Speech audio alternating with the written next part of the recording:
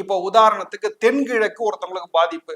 பெண்கள் வந்து ஃப்ரஸ்ட்ரேஷனா இருக்காங்க ஒரு வீட்டுல, அப்படியே டென்ஷனா இருக்காங்க. என்னடா நம்ம பேச்ச வீட்டுக்காரரும் கேட்க மாட்டாரு, மாமியாரும் சிடு சிடுந்து, பிள்ளைகளும் கேட்க மாட்டாங்க அப்படின்னா தென்கிழக்கு பாதிப்புன்னு அர்த்தமா அதுக்கு? அப்ப தென்கிழக்கு மூலையை சரி செய்ய வேண்டும். தென்கிழக்குக்கு அதிபதி யாரு? அப்ப தென்கிழக்கு அதிபதியாக வீற்றிருக்கக்கூடியவள் காஞ்சிபுரம் காமாட்சி அம்மன். கேவல கும்ப நிலையில அம்பாள் வந்து வீற்றிருக்கா. அம்பாளுக்கு முன்னாடி இருக்கக்கூடிய காயத்ரி மண்டபத்துலதான் ஸ்ரீ சக்கரம் பிரதிஷ்டை பண்ணப்பட்டிருக்கிறது. அந்த ஸ்ரீ சக்கரத்திற்கு தான் எவ்ரி பௌர்ணமி வந்து நவாவர்ண பூஜை நடைபெறுகிறது.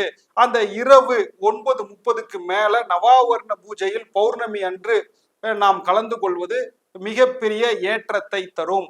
அந்த கோவில்ல தான் வராகி இருக்கா. வராகி வந்து காமாட்சி அம்மனுக்கு போர்படை தளபதி. அப்போ அந்த காமாட்சி அம்மன் கோவில்ல 108 திவ்ய தேச பெருமாள்ல ஒரு பெருமாள் இருக்கார். திருக்கல்வனூர் கல்வ பெருமாள் சௌந்தர்யவல்லி தாயார்னு பேரு. உலகத்திலேயே முதல் சாஸ்தா எங்க இருக்காருன்னா பூர்ணகலா புஷ்கலாவோட தன் மனைவிமாரோட நம்ம காஞ்சிபுரம் காமாட்சி அம்மன் கோவில்ல தான் இருக்காங்க. நாக சுப்பிரமணியரா ராகு கேதுவா வந்து அங்க முருகர் இருக்காரு. அப்ப நவகிரகங்களும் காஞ்சிபுரம் காமாட்சி அம்மனுக்கு அடக்கம். அப்போ பணம் சம்பந்தப்பட்ட ஒரு கோவில் அப்படின்னா சக்தி பீடம் அப்படின்னா காஞ்சிபுரம் காமாட்சி அம்மன் மட்டும்தான். அது தென்கிழக்கு சம்பந்தப்பட்டவள்.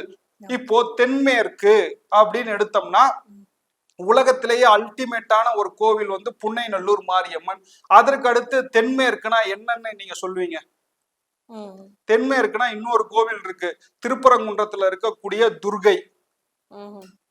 அது முருகர் கோவில்னுவாங்க, குடவரை கோவில். துர்கை தான் அங்க அல்டிமேட். துர்கைக்கு தான் வந்து அங்க கொடிமரம் இருக்கு. தென்மேற்குனா இன்னொரு கோவில் இருக்கு, கர்நாடகாவில இருக்கக்கூடிய தாய் மூகாம்பிகைமா.